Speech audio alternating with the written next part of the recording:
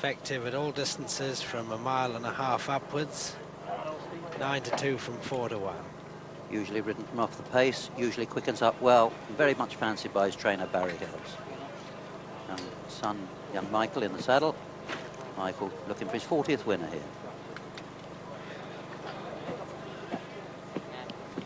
Seen quite a lot of the 10 runners, as Peter was telling us, parted moment and on-runner. And that is Silver Rainbow, just gone into his slot. Further Flight waiting to go into stall 10. The draw doesn't really matter much over this distance. Great Marquis 7-2 from 4s, Shahi 4-1. So Further Flight 9-2, joint third favourite with Silver Rainbow 11-1, Bardo's 4. Last one to go in, I think, is Shambo.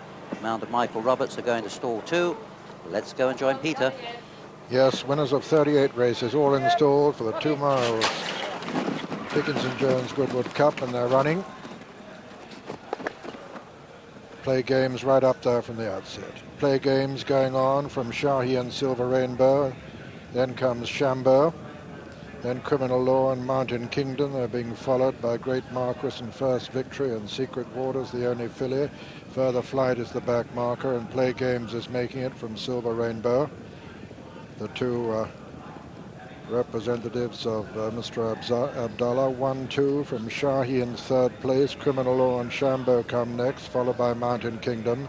Then Great Marquis and Secret Waters, and behind them First Victory and Further Flight. And they're certainly not hanging about. They'll be swinging right-handed shortly, with Play Games the leader from Silver Rainbow and Shahi, and Criminal Law in 4-5 is Shambo.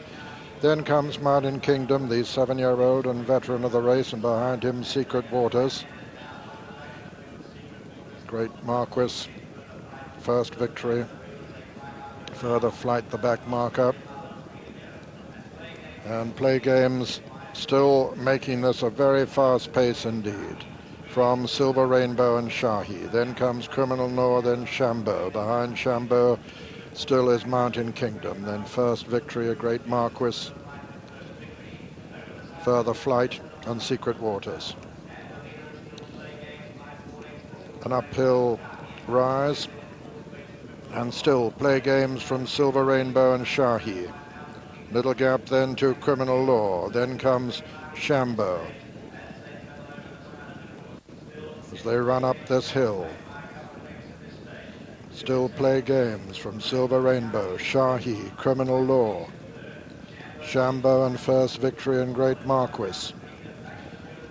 Inside the final 6 furlongs now, and still Play Games from Silver Rainbow, Shahi in third, 4 Criminal Law, 5 and 6 on Mountain Kingdom, who's made good ground on the outside. Then Shambo and Great Marquis is making a bit of ground now. Further Flight, Secret Waters has dropped back to last, running down hill now towards the home turn, and as they do so, it's still Play Games the leader.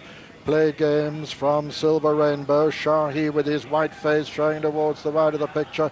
Criminal Law comes next. Mountain Kingdom's not out of it. First Victory is getting closer to them all the time.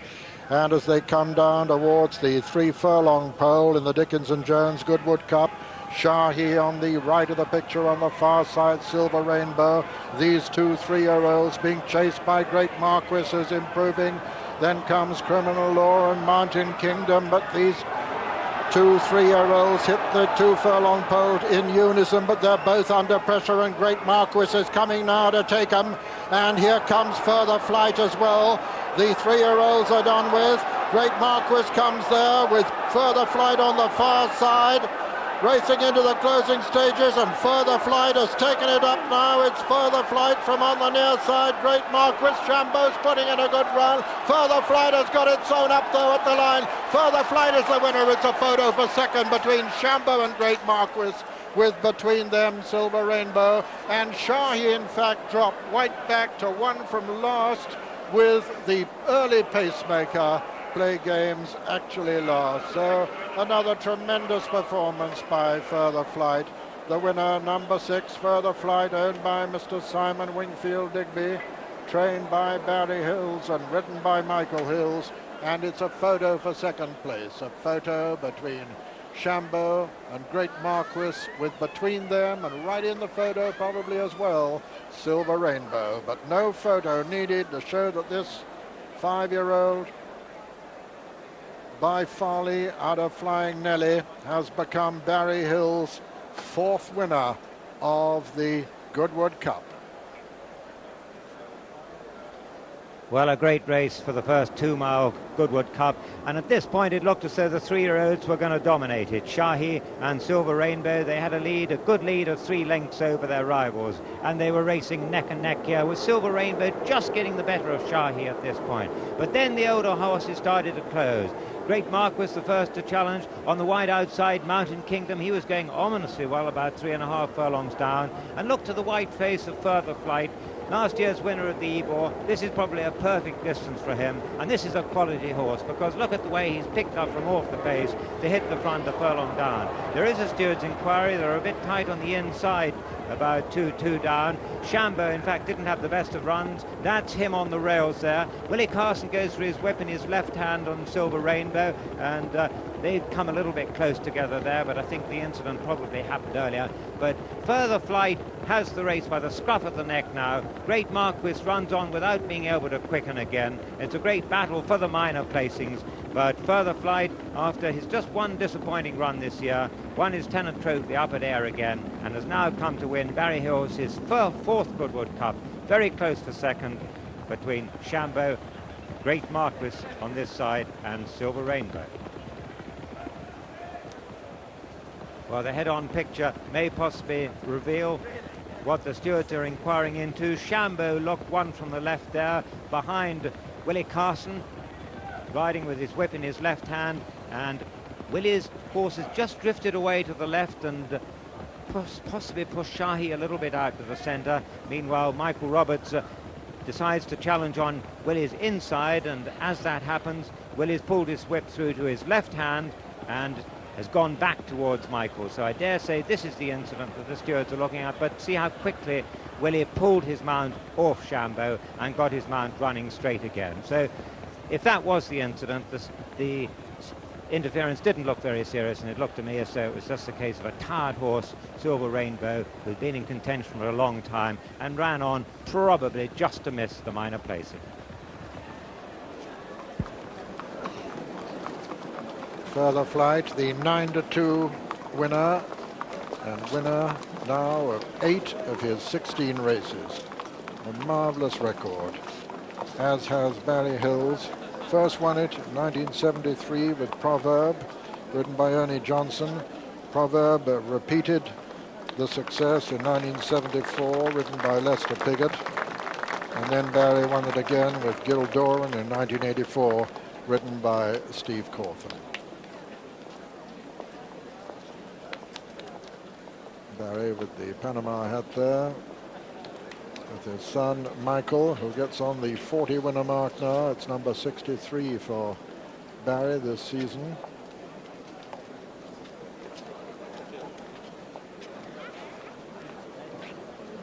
And still to announce the photo verdict between Great Marquis, who was this side, Shambo was the far side, and Silver Rainbow probably just missed it this. But as I say, that photo verdict yet to be announced, and of course there is a steward's inquiry.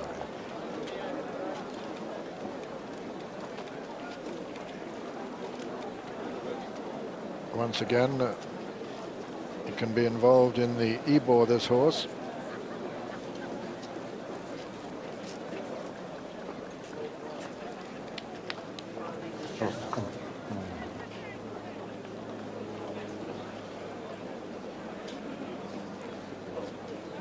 And what a great finale this race produced.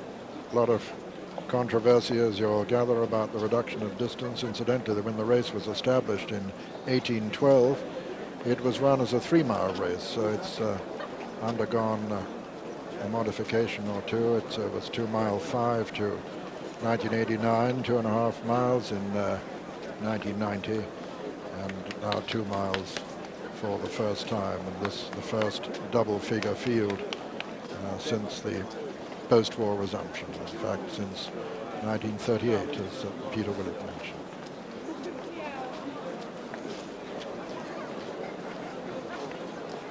A real tough stayer, this horse, with a nice turn of foot.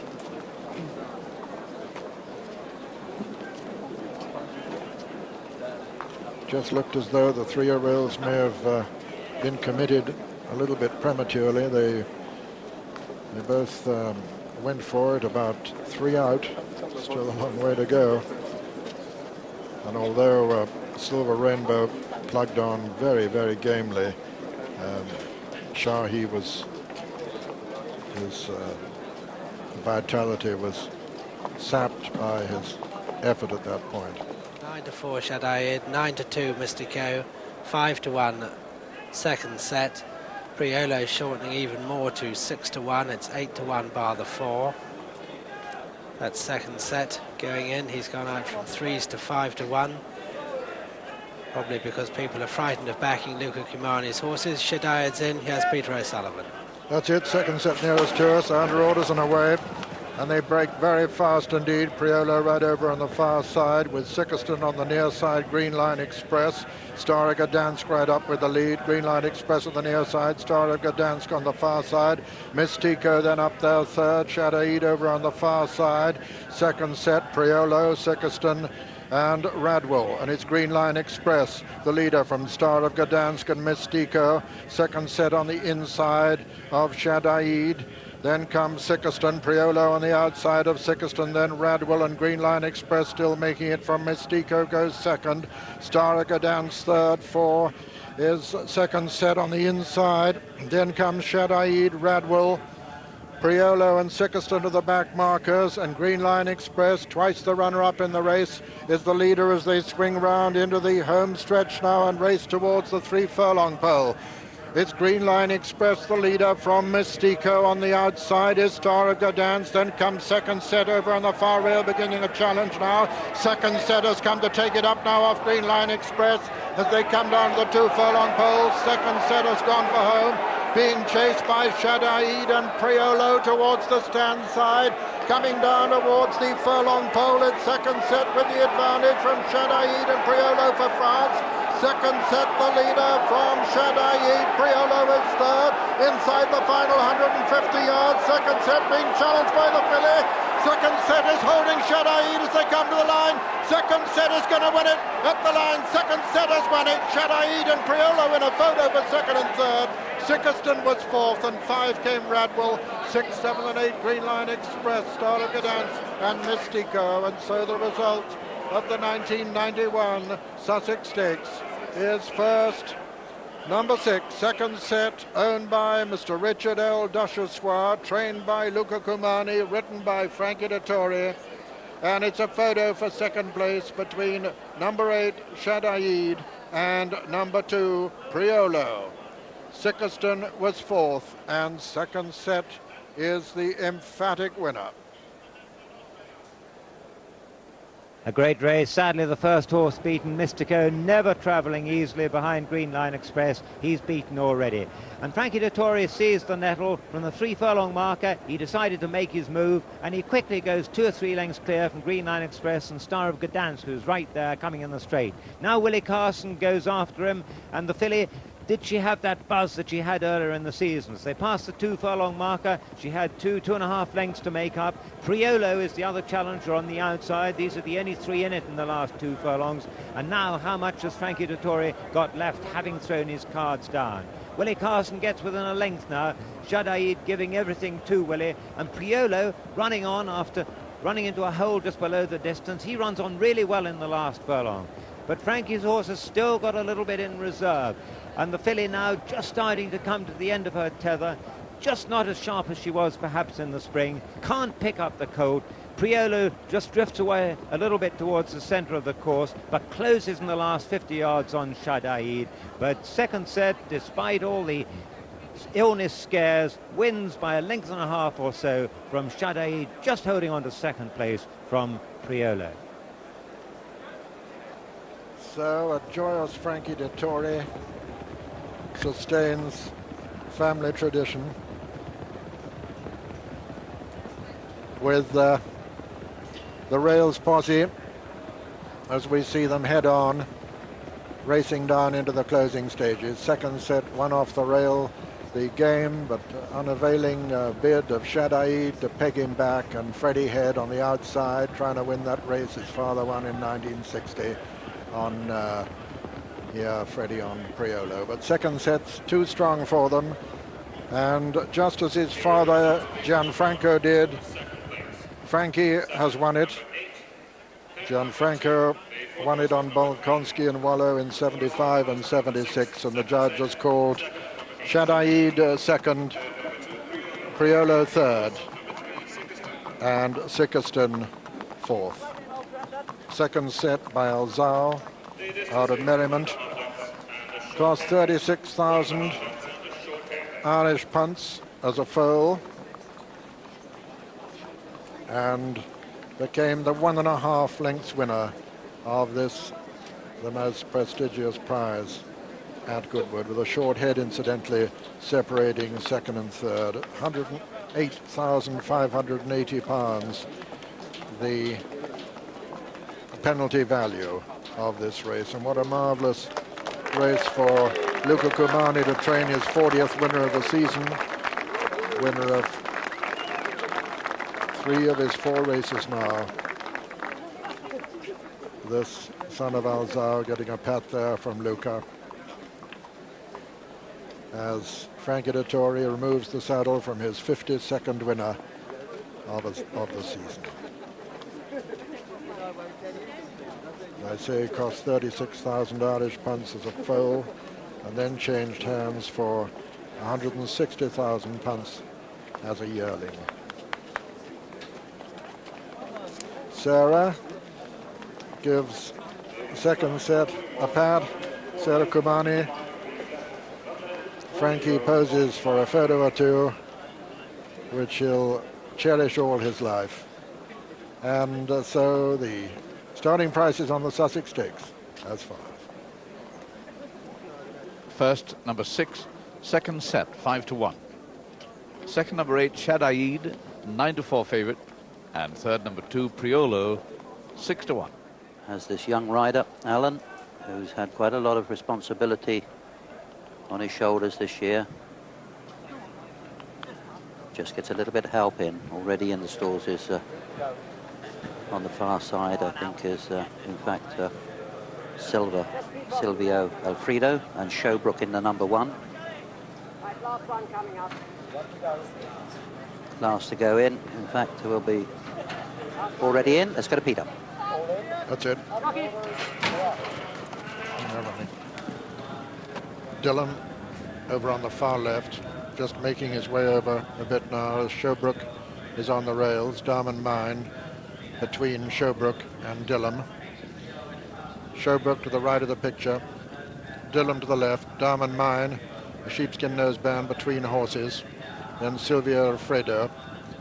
Showbrook the leader from Dillon on the outside, Diamond Mine between them, and Silvio Alfredo finding this pace a little bit hot. Past the 3, Showbrook on the inside, Dillon on the far side, Diamond Mine and Kevin Darley losing ground at the moment as Dillon is cruising with about a neck advantage now over Showbrook. Diamond Mine on the far side, Silvio Alfredo can't get to them. Showbrook being shaken up, but finding Dillon too strong for him as they hit the furlong pole, and Dillon goes away now from Showbrook and Diamond Mine into the closing stages, and Dillon it is, very clearly. The smooth winner from Showbrook second, Diamond Mine is third, Silvio Alfredo fourth. And so the result of the 1991 Scottish Equitable Richmond Stakes is first, number 2, Dillon, owned by Prince Fahd Salman, trained by Paul Cole and ridden by Alan Munro. Second, number 3, Showbrook, owned by AF Barge Equine Limited, trained by Richard Hannon and ridden by Bruce Raymond. And third, number 1, Diamond Mine, owned by Mr. Peter Saville, trained by Jack Perry, ridden by Kevin Darley. And Dillon immediately getting A 14-to-1 favourite quote from Corals for the 1992 2,000 guineas, and even shorter from Ladbrokes. He remains their 12-to-1 favourite. Dillon now winner of 3 of his 4 races, a second triumph in the Richmond for Paul Cole, who won it in '85 with nomination, a 46th winner of the season for him, of course the trainer of the Great Generous, and a 67 for Munro, Alan Munro, the rider of Generous in the King George VI and Queen Elizabeth Diamond Stakes. And Alan, for him, a second successive victory. He won it in 1990 on Maxim. This a long time prestigious contest, which Mr. Jim Joel, they were tough in those days, won in 1913 with Black Jester on the first day of the meeting, who went on to win the Moulcombe on the Friday. Horses were tough, and happily Jim Joel still is, and is still televiewing, watching the horses now, and he'll be one of the many to admire this very useful horse, Dillon, the first winning favourite in the 9th race of the meeting. As the bookmakers will say, the rot set in. And so, with Dillon the winner, we look forward to your returning to us. The winner returns 7-2 on and paying £1.30 on the tote. Second Showbrook 4-1, the dual forecast 130, computer straight forecast 177. So another great success for the dark green colours of Prince Fahd Salman, and the presentation's about to take place. John Hammer's going to describe it. I mean, everything's so effortless for him. He's got this massive stride, and you know, all the others are sort of trickling along beside him, and he's just sort of striding along this on the bridle nicely. As I say, he looks like a 3-year-old, and he looks quite keen to get on with it in a race. Although he was dropped in there, he looks as though he really wants to rush to the front. Yeah, he's a very big horse, and I found big horses, you know, they are a bit inclined to be a bit sort of in charge of themselves and sweat and think and want to do this, that, and the other. But I think with racing and as he gets older, he'll mature. I mean, he was tricky in the stalls, and he's good as gold today. He's already favourite for next year's Guineas, and you're the man we should talk to about the classics now. You seem to be winning just about everyone. Could he be a serious Guineas contender? I would think he would be a very serious Guineas contender, but I would hold fire with the betting backing him, because Prince Fahd's quite keen to win the Kentucky Derby. So you know, his route hasn't been planned. You know, there's nothing definite yet. You've also got some very interesting engagements for him this autumn. You've got the Ladbroke Sprint at Haydock, you've got the Cartier Million, and various other options. I mean, which way will you go, do you think? Well, the Cartier Million is, you know, it's worth so much money, and I think it's probably the last one that one ought to consider it, really. And but I would think he'd only have 2 more races. I mean, he'll either run in the Mornay or he'll run in England and then go for the Cartier Million. And you know, wouldn't be a problem for him next year. No, I don't think so. No, I think you know, you get stronger, you get better. Well, last year you were talking about Generous for the Cartier Million until he ran at this meeting. What's news on Generous? Because he missed the Cartier Million, he's won just about everything since. Well, the Cartier Million was very tempting, because I think there's a £50,000 trainer's prize for the Cartier Million. He's 4-1 favourite, and you know, it was quite heart-searching to move on to the Dewhurst, but 50-1 showed. Luckily it paid off. And since that wonderful performance on Saturday, how is the horse? Well, he was marvellous. I mean, we got him out for we had a sort of little celebration with the owners and a few friends on Sunday. We got him out, and he was so excitable and well and fresh. We had to nip him back in pretty quickly. I noticed on Sunday that the parrot wasn't in evidence. Does the parrot dive bomb Generous like everybody else, or was he locked away for the day? The parrot, there's 1 or 2 people frightened of the parrot, including Chris Wright with Chris's Records, and he was going to France, but he didn't want to catch him in an earlier plane, so we left him shut up for the day. Well, the game goes on, Paul, and you're off to America next year looking for more yearlings at the Saratoga sales. Have all these great winners that you've trained this season brought you fresh orders? Well, not really, no. I mean, you know, things don't change that quickly in racing. I mean, you know, the sort of professional owner stays with his trainer. I mean, everybody doesn't swap around, but, you know, I'm very lucky. I've got some fantastic owners that have been with me for a long time, and I'm sure we'll keep going. But you've explained before that when you go and bid for Prince Fahd Salman, you can't really take on the big battalions. People now imagine that you're one of the big battalions, but you can't match the money that the Maktoums and some of the other buyers are prepared to spend, can you? So it makes it harder for you. Yeah, but maybe that's a good thing. We've always been rational, and our budget is, I know it sounds enormous, $2 to $3 million, but relatively in the big league, in the big table, that's not an awful lot. But you need luck in this business, and we've been very, very lucky. Well, let's hope that luck rolls on to the Arc. If he wins the Arc, do you think he will stay in trading next year? I would think it's highly unlikely, but as I said before, it's got nothing to do with me at all. I mean, I'd give anything to trade him next year, but you know, he unlike some horses that show form and don't run again, he's been out and he's raced 6 times at 2, and he's run here, there, and everywhere, and he's tackled everything that's thrown at him at 3. He's not been mollycoddled. And you know, at the top, to reinvest, you have to capitalise occasionally. And Prince Fahd is a very sensible, reasonable fellow, and he'd love to keep him at 4. But you know, one's got to balance books and be reasonable. Do you think a decision will be made fairly soon? Yeah, I think fairly soon. Yeah, unfortunately, I do hope he. It's a shame that now he's a star that the people in England can't see him run. But I can't think of a way around it. Really, they'll have to go to France.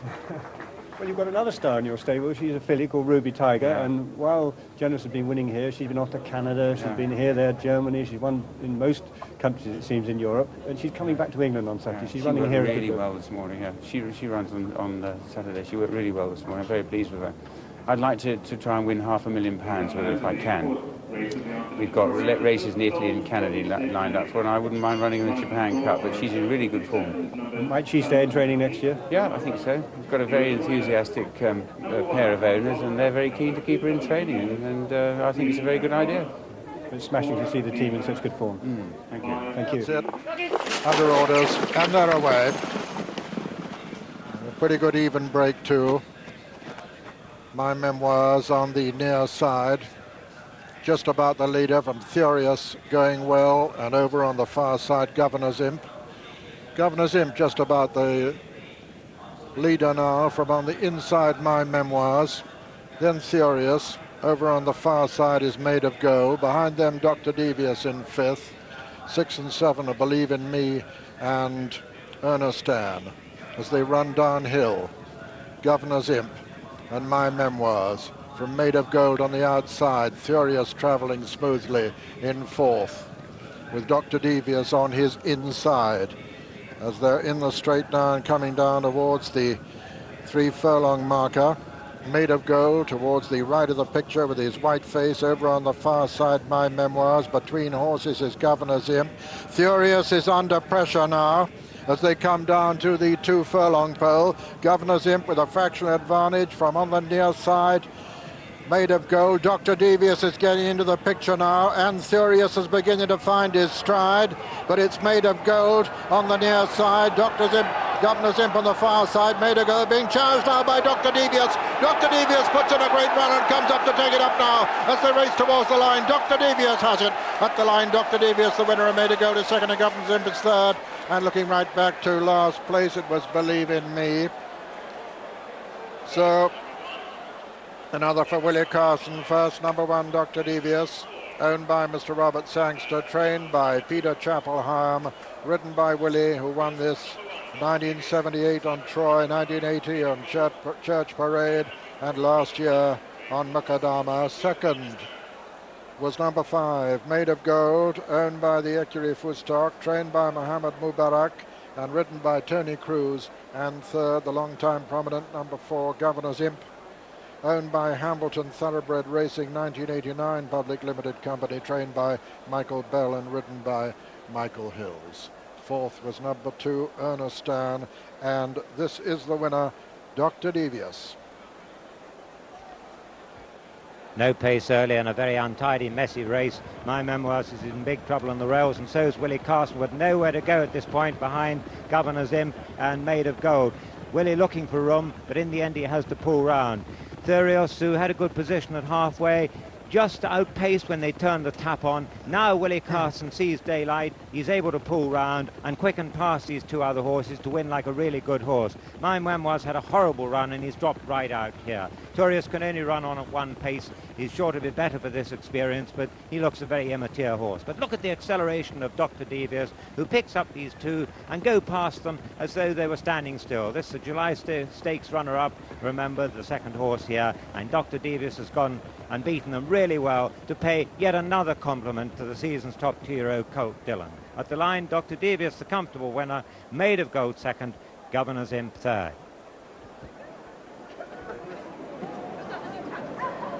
Dr. Devious by Ahanora out of Rose of Jericho, who was by alleged. Winner now of 3 of his 4 races. This colt, who cost 56,000 as a yearling and was the 9-4 second favourite here to the rather disappointing Thurios.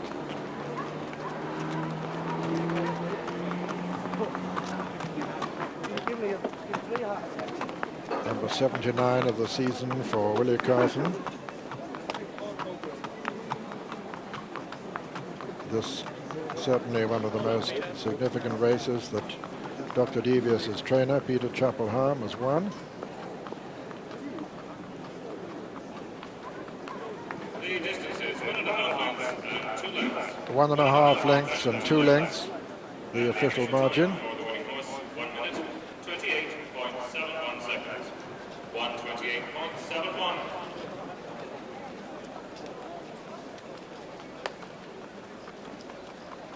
Willie with some good rides this afternoon. He reappears next in the Dickinson Jones Goodwood Cup on Silver Rainbow.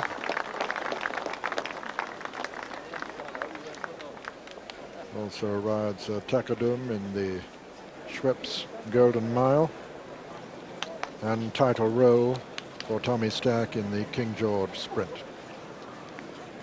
Here now the starting prices on the 17th running of the Lançon Champagne. First, number 1, Dr. Devious, 9-4. Second, number 5, Made of Gold, 12-1. And third, number 4, Governor's Imp, 50-50-1. 7 round. Yarmouth, the 2:15, first race there. First, number 9, Pink and Black, 33-1. Second, number 7, Strange Night, 10-1. And third, number 3, Future's Gift, 8-1. Willie Carson's the first winner of the meeting, excuse my smile there, but that last winner was a half-brother to Tumbledown Wen, believe it or not, or half-sister it might be. And the important thing here, the time was 1 minute 28.71 seconds. That's faster than the corresponding race median, so the ground has definitely dried out overnight because there wasn't any great early pace. There'll be a lot of empty pockets, I'm afraid, in the Sussex region, because there was talk of little else but tourists in the early part of this week. Walter Swinburne watched the race with me. Walter, really hard to make an excuse for tourists today. It was. I mean, I'd just like to see the replay again, Julian. I thought at the start he may have just jumped very awkward, and he never seemed to really travelling after that. No. Right, well, let's look at it again from the start. And there they go. He's the penultimate in. The last in was newcomer Believe in Me. And off they go. And there's Ray, jumped off in third or fourth place behind Governor's Imp. And at this point he seemed to have a good position, but coming up on the inside there is My Memoirs, who was giving Pat a most uncomfortable ride. Yes, I mean, there's nothing worse than this, horse running free and also running, off the rail. I mean, he's got his hands full here, and there's nothing much he can do about it. And Willie's horse is running free enough as well, isn't he? Well, running in snatches. I think the combination of Willie asking him to get up there and, setting him alight, and then having to take a pull because of traffic problems. Well, Willie's gone the rails route, which probably has helped to anchor his horse, and Ray's just on his outside at this point seemed well enough placed. He did, actually. He was all right here. It's not long after this that he just seems to climb a bit. Yeah. Willie goes for a run up the inner, and Pat immediately closes it on him. Well, I mean, I was watching it at the time, and I couldn't help having a little giggle to myself. Now Ray's really getting serious with Tourios. He is, and I mean, there's no response at all, really. I mean, this horse is just not getting down to it at all. I think, this run is best forgotten. I'm sure he's shown much more than this at home.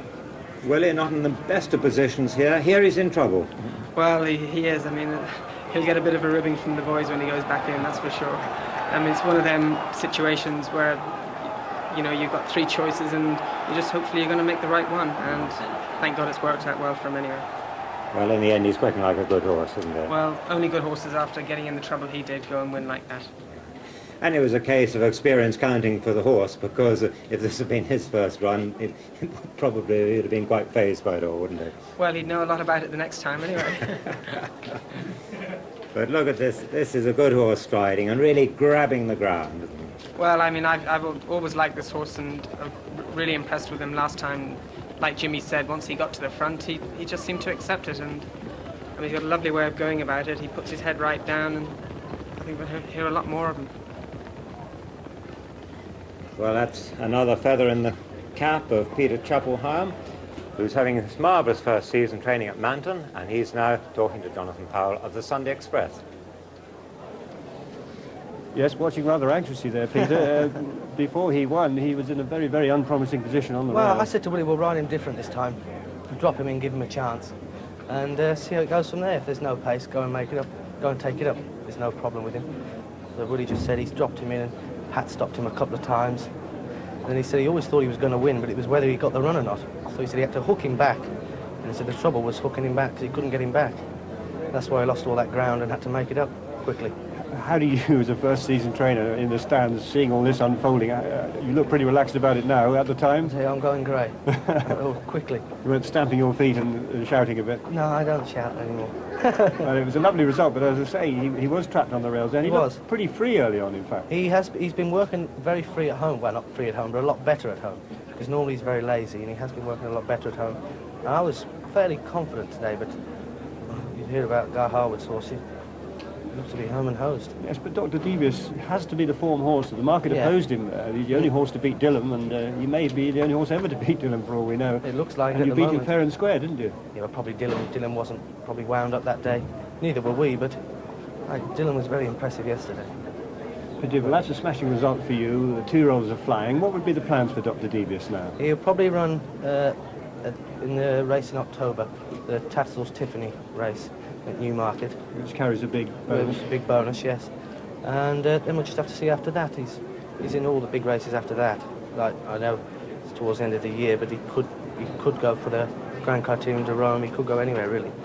Peter, it's been an extraordinary 12 months for you. 12 months ago you were an assistant to Barry at Manton, yes. which has been known as the most wonderful training establishment. You heard that he was leaving. When did you know that you would be staying behind and training for Robert Sangster this year? Well, obviously I left Mr. Hills last year in August, so I had an idea. Well, I knew then, but like, Mr. Hills was still trying to pull the deal together, and I honestly thought he was always going to.